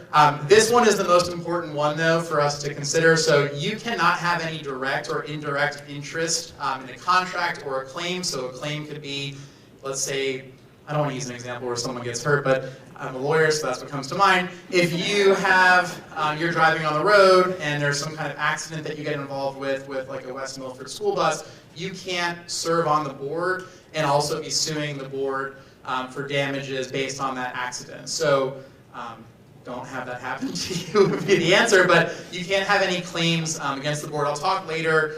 There are a little bit of exceptions for that if you're advocating for something for your own child. So if you have a student with special needs and you file like a due process petition against the district, that doesn't automatically disqualify you, but if you do ask for certain relief, it can. You also can't hold inconsistent offices, so you can't be on the town council and also be on the board of ed. I'll skip over that. So we've gone through our oaths. I'm sorry that it's on the presenter view. I never use PowerPoint, so I'm sorry that it's tiny for everyone that's on there. But we've gone through these. I've presented on these at board meetings before. You've gone through these lists before. You will go through it again tonight, and I will go through the main things with all of you. But your goal, your job is to enforce the laws of the state, our state constitution, and make sure that we're not doing anything that violates any of the state laws. If there's anything that the board feels as an individual member or as an entity that you feel may be a gray area for the law, that's when you contact me and we go through and see if it's really a gray area or if it's something that's a little bit clearer based either on the statutes or case law. Your job is to make decisions based on the educational welfare of the students. You have to, and we all do, make sure that we're making decisions regardless of a student's background, their social standing, their race, their ability levels. Your job as a board member is to confine your responsibility, and this comes up in other ones too. It's part of, I guess, a repeat thing in the Ethics Act, but your job is policymaking, planning. You're not running the district, right? Your job is to appoint the people that you think are best suited to make those decisions. You have oversight of those decisions, but you're the ones who are making policy, approving things that district administration bring to you. You're not the ones who are actually acting in those individual capacities. I don't think you would ever stumble upon the School Ethics Commission website to look. Maybe some of you have, but the School Ethics Commission has both decisions of cases. So if there's a complaint that's filed against a board member, they publish all of those cases. So if there's ever a complaint filed against you, that's public information if it goes to a full hearing. They also issue advisory opinions. So if there's something that you're curious about that either I don't know the answer to, your fellow board members don't know the answer to, we can also ask the School Ethics Commission for advice. They publish opinions every couple of months, so it's not as quick as we probably need it to be. But I think the newest batches came out in like November or December on these advisory opinions. So some of the cases that are there are these advisory opinions. You really don't need to read all of them. I have read a lot of them. A lot of them have to do with whether your family member having a contract with the district forces you to remove yourself from the board, and the answer is yes. So it's really a lot of questions about which family members this applies to. As I said again before, it's really a lot of these are repetitive. You're not the district administrators. Your job is to oversee the administration of the schools. You're, as a board, working together, not as an individual member who's trying to, again, overstep our authority. You can't take any private action or make any personal promises to people that compromise the board. That doesn't mean that you can, if someone in the community stops you at ShopRite and says there's an issue that they want to bring to the board, that's okay for them to have those conversations with you, but you can't make any personal promises during that conversation that the board is going to do X, Y, and Z in response to that complaint, because again, you're just an individual member of the board. It's kind of weird. The board is this weird non-existing entity that you all make up, but it's not really a thing. You can't, as one person, bind the board into doing anything. You can't surrender your judgment to political groups. I'll talk about this a little bit with hiring practices. There's been a movement throughout the state where there's been some boards where there's been very fiscally conservative members joining who are just flat out rejecting any kind of proposals from the district administration to spend board money. It's one thing to question certain expenditures, to question certain hiring recommendations, but to flat out reject the board spending any money because of your own personal political beliefs would be something that would be improper because, again, this would contravene your responsibility to make sure that you're making decisions for the educational welfare of the student body as a whole. This one we've had, conversations just because of, this is across the state, this isn't just a West Milford, it's really hard. I struggle with it as an attorney. Everything that I do is confidential. You learn a lot of really interesting things that you might want to share, but you can't. So as board members, those conversations, especially the ones that we have when we're in executive session, it's really important that those conversations stay confidential because it's important that each member of the board, district administrators, myself, feel comfortable sharing the relevant information for you all to make decisions without fear that it's going to be leaked out into the public. Obviously, the public has a right to know certain levels of information, but when we're in that, deliberative policy making, we're making decisions about labor and personnel, we're making decisions before it becomes public information. It's important that we consider and take that oath seriously to hold everything that is considered confidential to remain confidential. This is the one I was just sharing, right? You have a responsibility to vote for the people who are recommended by the Chief Administrative Officer, which would be Dr. Kitchen. If there are certain hiring decisions that you have questions for, you're allowed to question that, but blanket denials of candidates would violate the Ethics Act. So it's not a responsibility always to vote yes. Those conversations, though, should happen at personnel committees at an earlier stage. But if there are questions that you do have about a specific candidate, you wouldn't violate your ethical obligations by questioning that. But if you're just like the example I used before, voting no on anything that causes the board to spend money, that would violate your oaths under the School Ethics Act. Again, your job is to support the school personnel in performing their job functions. That's not just district administration, right? That's our teachers, that's our support staff, our school nurses, right? We need to make sure that we support and provide the resources for them to do their jobs. If you have any complaints, again, someone stops you in ShopRite and has something that they want to say, your job, if it's something that is not just like I don't like that the meeting started at 7, I wish they started at 7:05 or whatever it may be, but if it's something that requires action from the board, your job is to bring that to Dr. Kitchen, the administration, and then you might have an opportunity to review that decision that they make down the road, but again, you're not the person as a board member who's making these decisions, who's responding to these individual complaints from members of the public. Okay, conflicts of interest. This one's specific to contracts with the local associations. So as a blanket rule, if you have a family member, which is expansive here with conflicts of interest, so if you have a spouse, a child, whether they're dependent or not dependent, or a relative, which would include like a cousin, a brother, a sister, brother-in-law, son-in-law, whatever it may be, if you have a member of your family who's part of a local union, you're not allowed to have any role in negotiations whatsoever. So that includes not just participating in the negotiations team, but you're not allowed to vote on the contract because the idea is that there's a chance that you may be able to, as a board member, use your position to gain some kind of financial impact for yourself, right? So if your spouse is a member of the WMEA and you vote on a contract, you might use your position to try to increase the amount. I don't think anyone would, but you might try to increase the amount that would go into the salary guides to then allow your spouse to make more money, which would then allow you to have more money in your own bank account. So it's important that you're not involved in any capacity negotiations. If you have a member of your family who's part of a larger, like the NJEA, any other unit outside of West Milford, you are allowed to participate in the voting to ratify the contract, as well as matters related to the superintendent, but you're not allowed to participate in negotiations unless it's a relative that you have no direct financial relationship with. So if you have like your 25-year-old child who doesn't live with you anymore, your brother-in-law, you're allowed to vote and participate in the negotiations, but you can't do that if you have someone who you have that close relationship with. I'm confused, because you're saying that you can vote on it? If they're not a member of the West Milford Association, you can vote.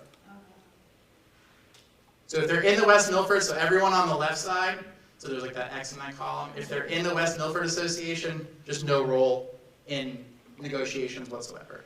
If they're a member of like the Jefferson Education Association, right, that's someone that is a different entity, and depending on your relationship, whether there's potential financial gain for you, determines whether you're either voting to ratify the contract or you can be on the negotiations team. This is something that I know as a board we've already discussed and considered, but if there ever are questions, if you're interested in participating on the negotiations team, or if you're not sure whether you're allowed to vote to ratify these contracts, that's a conversation you can have with me and Ms. Lockwood. How far out does the relative line go? So for this, it's pretty much anyone that you're related to. There's other conflicts of interest though, like let's say that you have a brother-in-law who wants to, who owns like a landscaping company that you want to subcontract something out to. There are different relatives for those kind of relationships where there's a little bit of flexibility, but for specific to contract negotiations with any of the units, it's pretty much a blanket. Any family member that has that relation to you. There's a difference between brother-in-law if it's your spouse's brother or your wife's brother, changes the calculus. I forget which one. I think it's your brother's spouse is the one that's okay, but I'd have to look at it. You know, it's kind of confusing because it says relative. It doesn't really break it down like that. But there's another chart that does break it Yeah, down. there's another one that breaks it down for like other, but this one, it's broad, and it's intentionally broad with this. So again, if it's not someone that you have a close financial or potentially close financial relationship with, it's okay. Basically, if they're not dependent on you, it's okay for you to be involved in the negotiations process. But if there is that spouse, dependent child relationship, you're not going to be allowed to participate in negotiations. When you think there's a conflict, you should just err on the side of caution. Exactly. We have enough members too here, so we'll figure it out. Okay, these prohibited acts, there's like 20 of them. It's actually not 20, but they're all the same thing. So it's, I'll just kind of skim through them all. Basically, again, don't have any contracts or businesses that have any kind of relationship with the board. Okay, so if you're, and it's not like if you work for like ADP and ADP does HR work for you, that's a different kind of relationship. But if you own, we'll use the business like a landscaping business, you shouldn't be developing or putting in for bids for contracts with the board in that role. Again, you can't have any claims against the district, and you can't use your position to gain any kind of advantage. So we shouldn't be, if you're disappointed that your child didn't make the baseball team, we shouldn't be calling the athletic director saying, hey, I'm on the board, what's going on with this? Like, he should be on the baseball team.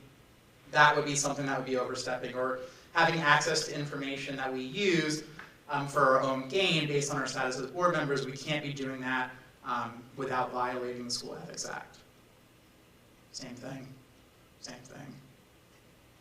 Also the same thing, same thing.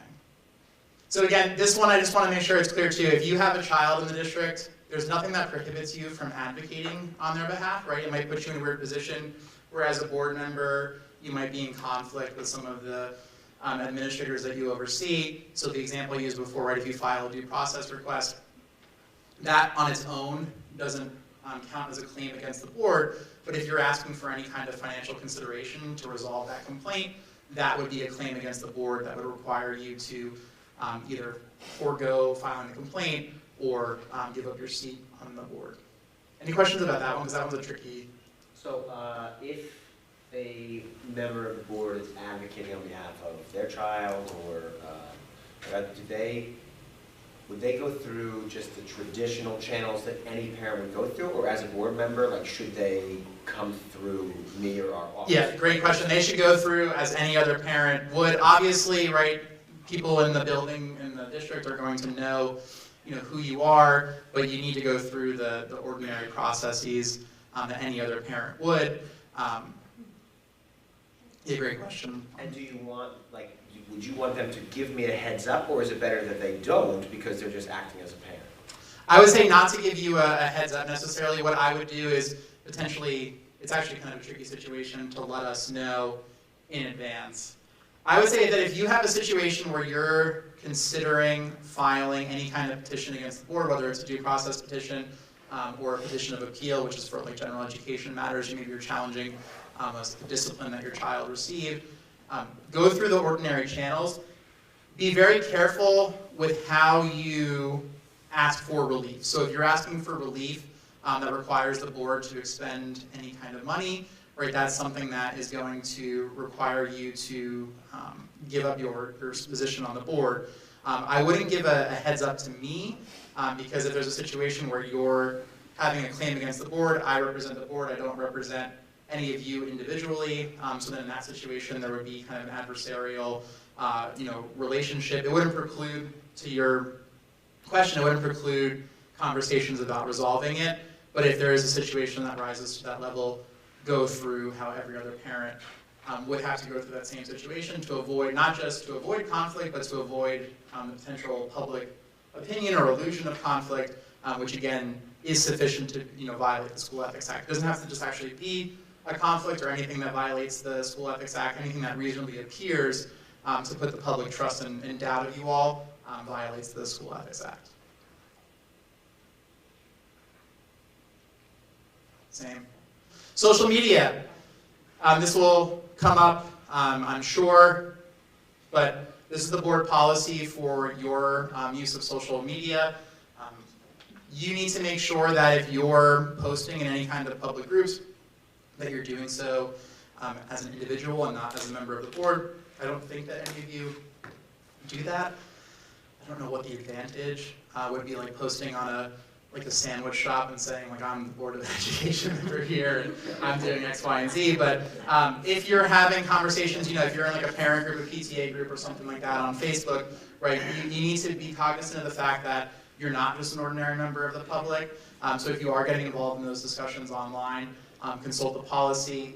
The School Ethics Commission has come out and said to put this disclaimer that's on there. So if you are specifically making comments about something that might be construed as related to a Board of Ed matter, you can put this disclaimer on there. If you don't feel like typing that disclaimer on there, then just don't make the comment, and then you can avoid having to worry about the policy. This case that's referenced there, that was in my town, and what happened is the person's wife was blocked from the public Facebook group in town, so she couldn't see any of the things that everyone else was posting about her. So the person who was running against her in the Board of Education blocked her from the public Facebook group, so she was allowed to comment without really anyone coming back and saying anything to her, so she had no opportunity to defend herself. So that was fun. This case here, I forget the specifics of it, but there was a post by a board member in the private capacity. They put that disclaimer, but they made an insensitive remark and a hateful remark targeted at people who are Muslim. So even though in that situation they put the disclaimer, it's important again to note that making those statements could be viewed as violating the public trust. So you might in that situation say, I'm a private citizen here, I'm not acting in my official board capacity, but again, just be cognizant of the fact that you are publicly elected officials. Your decisions and the things that you say, the things that you do, are looked at a little bit differently than any other member of the public. Not that any of you are hateful, but please don't post anything like that online. Any questions? I tried to go through that as quickly. Yes? So, I've been asked by a couple students from West Milford who want to apply to the National Junior Honor Society. Can I write a letter of recommendation? And I don't know if it's ever conflicted, like just me as Miranda, just me as a teacher in another district, me as a board, I don't know if it's just conflicted at all. So. There's no personal, is there any they're not related to you? They're just. No, just a friends couple friends or? Yeah, I would say that it would probably fall under the same category of like a social media post, so just making it clear that you are not making this statement as a member of the board, but you're a member of the public who knows these individuals. I would also maybe add an extra statement that there shouldn't be any like weight added to it based on your status as a board member, but if you're just a member of the public who's making these recommendations, if you have a different, they're friends, right, you have a different relationship with them that's not dependent on you being on the board, I think that that's a separate. Like a will not sign board trustee, obviously, Yeah. right, to the letter, just my name. Yeah. Okay, yes, okay, Yes. all right, just wanted to get. I don't see anything wrong with that. All right, thank you. That's a good question. Anyone else? I think the best thing is if it's in your mind that you have a question, you probably shouldn't do it. Yeah, or talk to me. Some of these things are really gray areas, so even things that we think are pretty clear cut might not be. So if there are ever doubts, to either, like Linda said, don't do it, or you could talk to me first before doing whatever that action is, but trust your gut. I think as a board, you collectively err on the side of caution, so continue to do so. When in doubt. When in doubt, the whole second. All right, and if that wasn't fun enough for you all, there's more. We didn't know, Kevin and I are going on the roof. I tried to make it quick before the. You did very well, by the way. This was one of the I actually really like the timer that you had us. Well, before the meeting that was scheduled last week, Claire called me. She's like, "How long are your presentations tonight?" So I got the hint. So I want to talk about HIBs. I'm not doing the whole process that goes through how complaints are investigated. Dr. Kitchen and I have talked about doing training with different staff members, just to make sure that our policies are being consistently followed, figure out ways that we might want to tweak things. But really this is focused on when there are recommendations that are made by Dr. Kitchen to the board about whether something constitutes a HIB or not, that you guys have an understanding, and you do, but these are some of the questions I think that kind of do come up. So HIBs are based on the Anti-Bullying Bill of Rights Act. I'll call it the ABR throughout the course of the presentation. But any gesture, written action, whether it's verbal or physical, or communication that is reasonably perceived as being motivated either by an actual or perceived characteristic that takes place pretty much anywhere. If it's off school grounds, there has to be a connection to what's happening at school. But if there's anything that happens on any kind of school-related activity, school property, or school-sponsored events, our membership to a protected class, there's an exhaustive list that's there. The one that comes up the most, I think, during discussions with you all and other boards is that last one, what constitutes any other distinguishing characteristic, right? So these characteristics don't necessarily have to be something that we would consider like a protected class under like New Jersey's law against discrimination. There's some examples from some case law. Vegetarianism can qualify. A student's eating disorder, which I would argue is a disability, such as anorexia, would qualify as a distinguishing characteristic. Having lice can be a distinguishing characteristic. So it's really broad. I know this comes up a lot where it's like, is this really a distinguishing characteristic or not? And I don't have a clear answer for you, so I apologize. But if there's something that is reasonably perceived based on something that is distinguishing about the child, that can qualify as a distinguishing characteristic. What was that?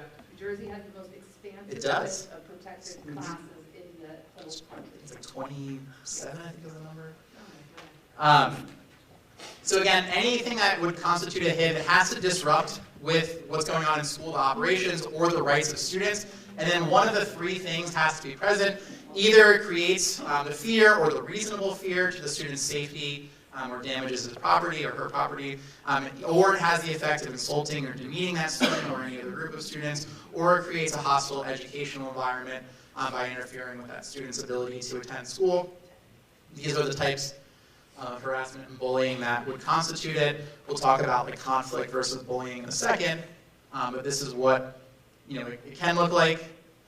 Obviously, it's different now with phones and everything than what even I experienced in school.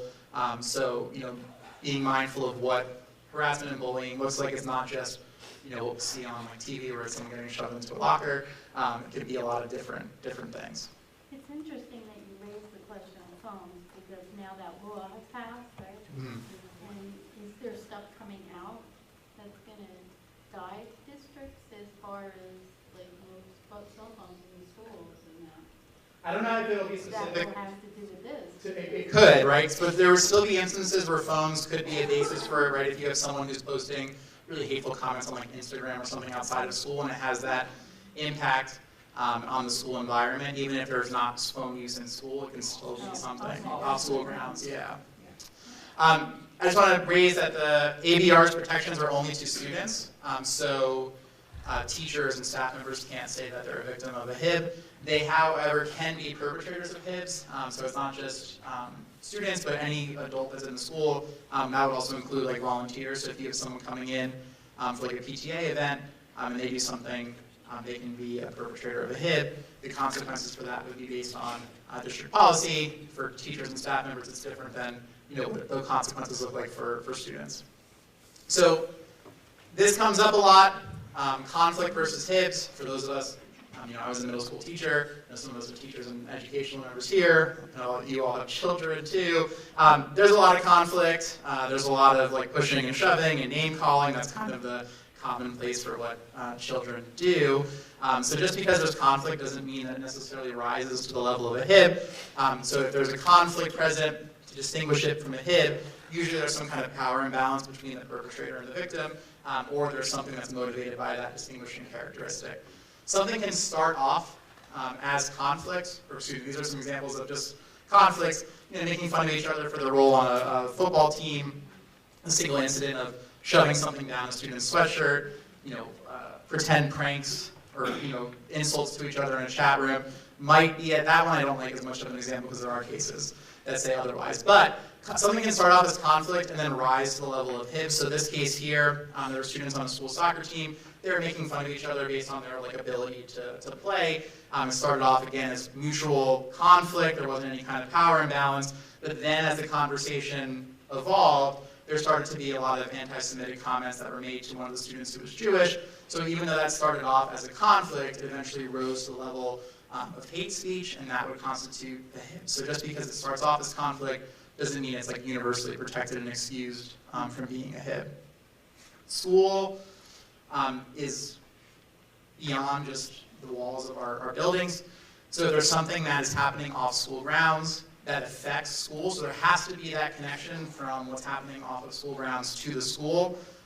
That can be a HIB as well. So if you have a student, the examples there, sending threatening text messages or posting really hateful things to someone on like Instagram or Snapchat, TikTok, right? If there's something that has that effect to the student's rights when they're in school, that's something that the school can get involved in. If there isn't that connection, even if we do think that it would ordinarily meet the definition of a HIB, the students not being affected, they're still coming to school, there's no impact to the educational environment, that's not something that we're going to get involved with from a HIB standpoint, but we may refer those students potentially maybe for like counseling or having conversations with different district staff.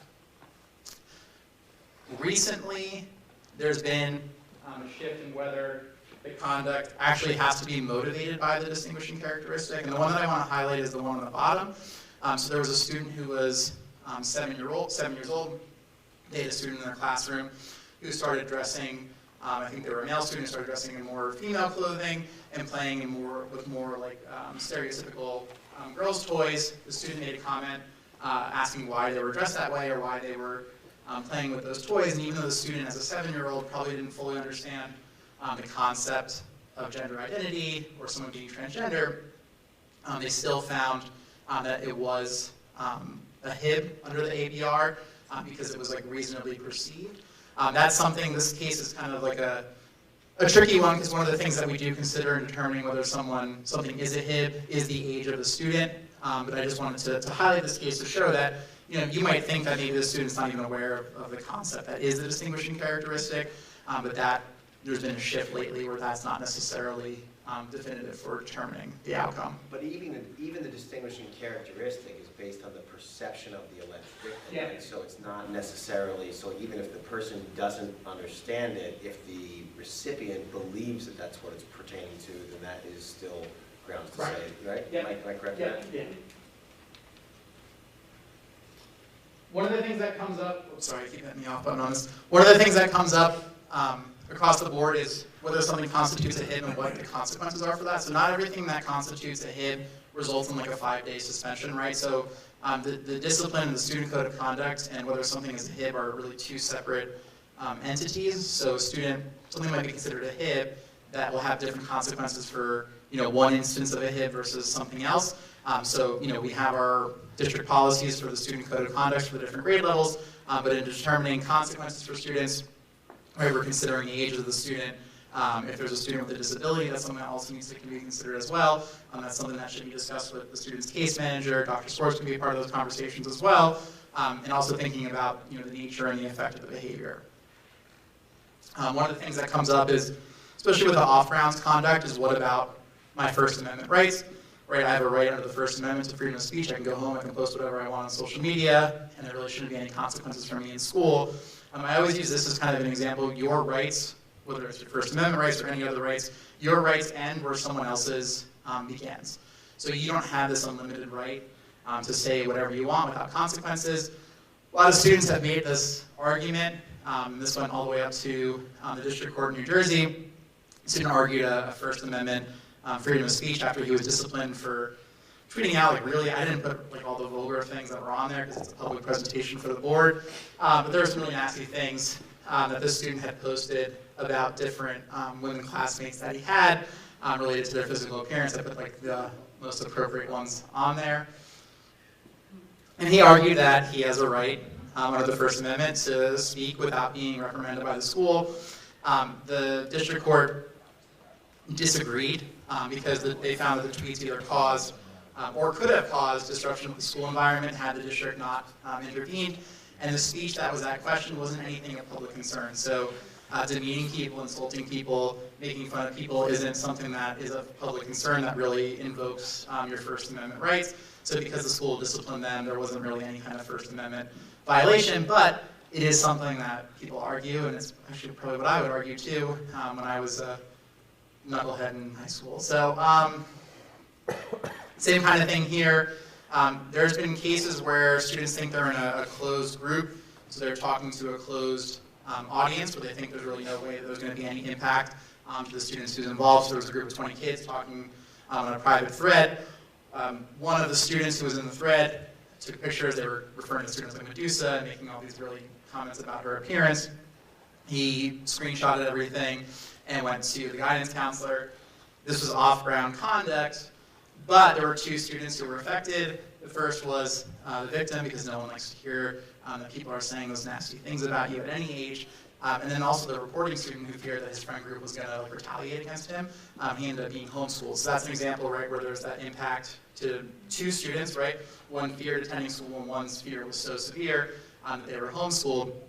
And even though these comments were made in a private group, they're on Snapchat, which deletes after a certain period of time, it was still a HIB because there wasn't any matter of public concern that's involved. And again, it was something that invaded the rights of other students. Questions on HIBs? I have a question. If we were in the initial investigation phase of a HIB, is it okay, ethical, appropriate, acceptable for that building principal to inform the alleged perpetrators' parents that the alleged victims' parents want to go ahead and file that HIB? Sorry. I know it's a lengthy question. So, should there be a notification? Sorry. Should the administration say, we can renege this HIB or this claim or whatever because the other parents want this HIB filed? Should that be shared from an administrator to a parent? If the parent, I guess I'm just confused with the situation because the parent would still want to file on that situation, right? So they would still, so even if the parent, if there's a referral that's made, right, and there's an investigation, then irrespective of the intent of the school administration or the parent who initiated the complaint, if that process plays out and there are findings and there's a report that's made, I think once kind of the wheels are in motion, there's really no mechanism for stopping it, stopping it, yeah.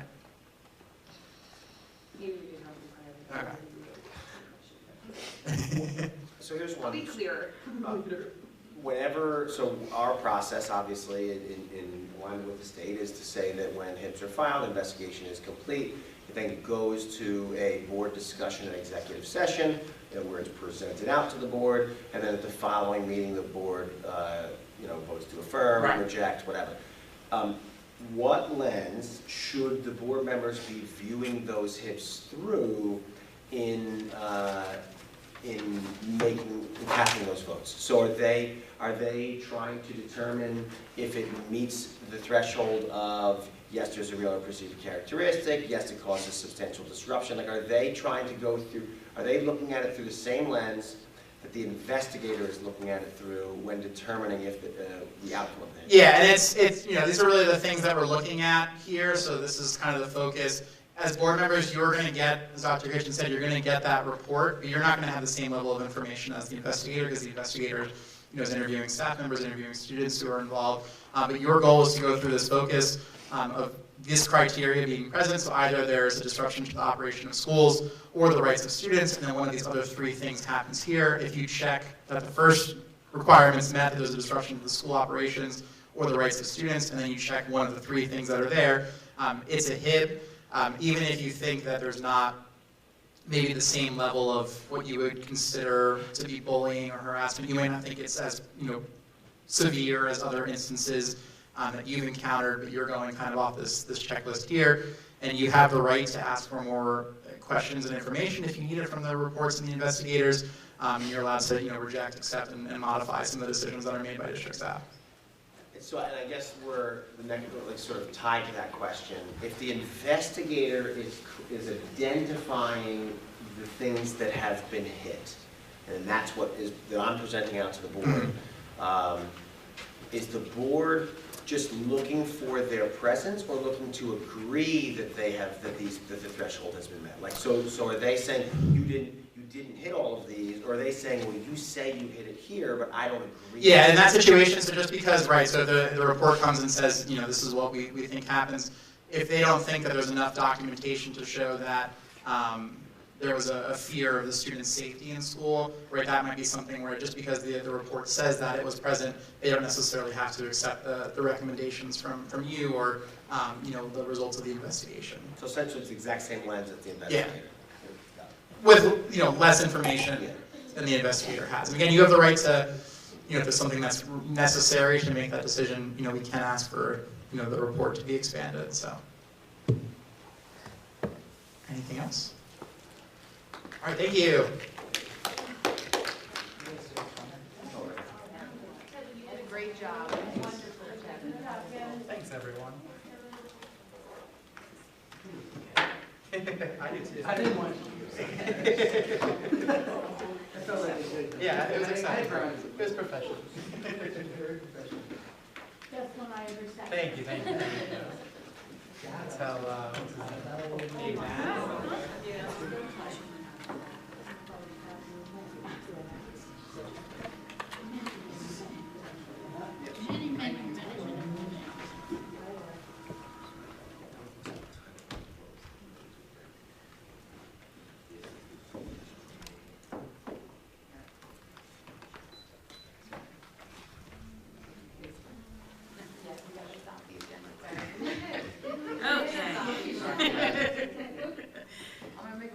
All right.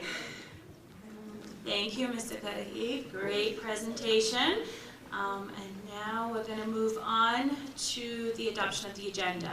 Before we make the motion, there is an adjustment to the agenda that is not on here. So we're going to adopt the agenda with the movement of Ops and Finance being moved to the top of the agenda. So that's going to be voted on first. Okay. I'd like to make a motion to adopt the agenda as presented with Ops and Finance moved to the top position. Second. Thank you. All those in favor? Aye. Any opposed? Okay. So with that, we will move to Ops and Finance. Mr. Garino, can you do the honors? I'd like to make a motion to move items number 17.1 through 17.23 under Operations and Finance. Second? Okay, thank you. Any discussion? I'll give you a second to pull it up because I know it's later on in the agenda. What did you say, 17.23? 17.1 to 17.23.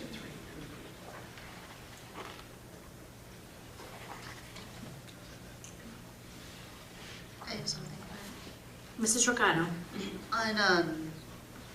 On 1715, I want to thank the UGL PTA for donating the park benches. That's a really nice addition to that playground. Agreed. Thank you, Mrs. Rocano. Any other discussion on any of the items? Yes, on 17.6. 17.6, Mrs. Dwyer. I thought you were entertaining other architects. So this, do you want to speak to this, Mrs. Patagno? Because this is just the vestibule. Yeah, right? so this is the project up at Upper Greenwell Lake where they're going to complete the windows and the vestibule, and then we'll look to go out to, to RFP. Oh, okay, there it is, right there. This is just so that the work can get started sooner rather than later. Any other discussion? Mr. Carino, you looking at me? No? I did have a question because Mrs. Van we Dyke? had initially talked about separating it, the vestibule and the windows. Is there, we decided to keep them together? Yeah, we can, I can discuss further, but it just didn't make sense to separate, with the cost. It wasn't a savings, so we were gonna move forward with this. The discussion did go through Ops and Finance. I do remember the initial discussion also. There was a follow-up discussion also through Ops and Finance, which kind of was a recap of the previous one and the gathering of information, and ultimately the direction we're going with was what Ops and Finance wanted to put forward. Any other discussion? Seeing none, roll call please, Mrs. Patagno. Thank you. Mrs. Dwyer? Yes. Mr. Guarino? Yes. Yes, with required abstentions. Thank you. Mrs. Jurgensen? Yes. Mrs. Marquardt? Yes, with the recommended abstentions. Thank you. Mrs. Ricano? Yes. Mrs. Van Dyke? Yes, with recommended abstention. Thank you. And Mrs. Lockwood? Yes. Okay, moving on to education, Mrs. Dwyer. I'd like to move items 13.1 through 13.9. May I have a second? Second. Thank you, Mrs. Marquardt. Any discussion?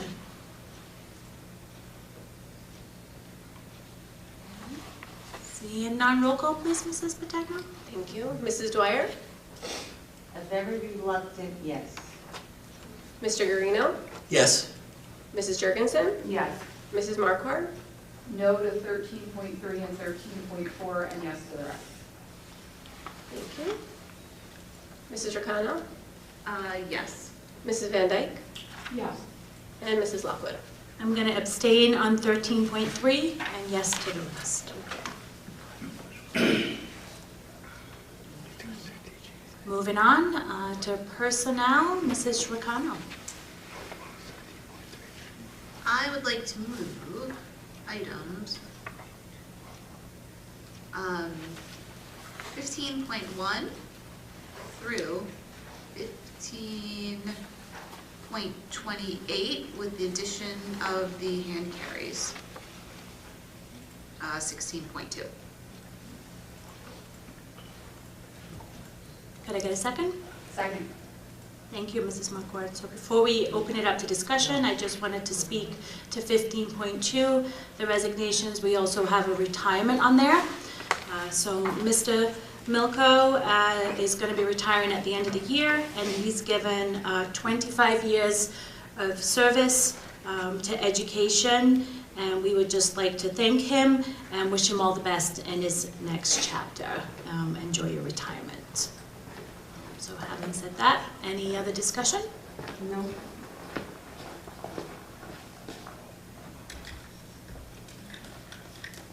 Seeing none, roll call, please. Mrs. Fatima? Mrs. Dwyer? Yes. Mr. Guarino? Yes. Mrs. Jurgensen? No to 15.26, yes to everything else. Thank you. Mrs. Marquardt? Yes. Mrs. Rakana? Yes. Mrs. Van Dyke? Yes. And Mrs. Lockwood? Yes. Okay, Ops and Finance we have completed, so policy, Mrs. McCord. I'd like to make a motion to move items 19.1 through 19.3 under policy. Second. Any discussion?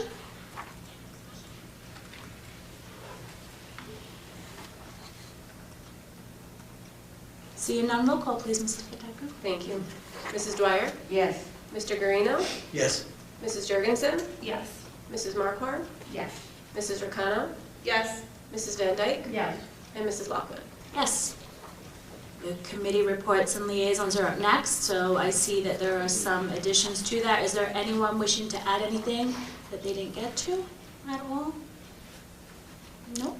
Okay, so moving along, old business.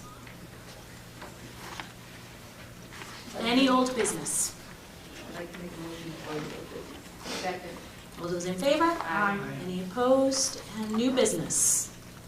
I have something.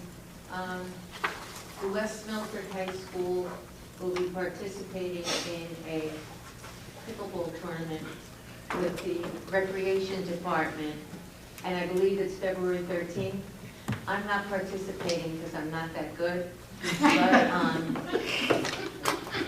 Really, Mrs. Dwyer? It's a wonderful event. I believe it's February 13th. I will not be able to be there, but if you have a chance, go over, call Dan and find out what time it is and go over. It's a lot of fun. They have such a good time. Will you be there spectating? No, I can't. I have a commitment that I didn't know about. So, but I'll be thinking about my senior pickleball people. They win every year. Seniors? Yeah. Good for them. Okay, any other new business? I'd like to make a motion to close new business. Second. All those in favor? Aye. Any opposed? Public comment, anyone signed up for the second public comment? No, I don't have it. Is there anyone wishing to speak? Okay, Mrs. Babcock.